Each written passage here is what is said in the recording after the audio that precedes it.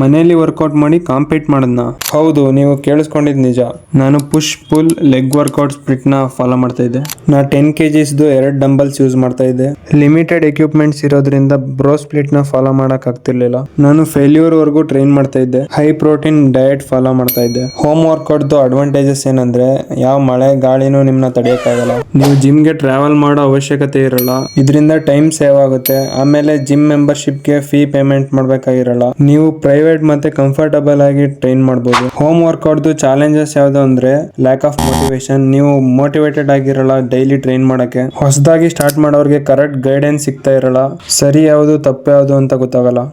ಆಮೇಲೆ limited equipments. ಒಂದು certain stage ಆದ್ಮೇಲೆ ನಿಮ್ದು ಪ್ರೋಗ್ರೆಸ್ ಸ್ಟಾಪ್ ಆಗುತ್ತೆ. ಹೋಮ್ ವರ್ಕೌಟ್ ಇಂದ ನಿಮ್ಮ ಆಕ್ಚುಯಲ್ ಪೊಟೆನ್ಶಿಯಲ್ ನ ರೀಚ್ ಮಾಡಕ್ಕಾಗಲ್ಲ. ನಾನು ಸ್ಟೇಜ್ ಅಲ್ಲಿ ಈ ಫಾರ್ಮ್ ಅಲ್ಲಿ ತರಕಾಗಿದ್ದು ಮಸಲ್ ಮೆಮರಿಯಿಂದ.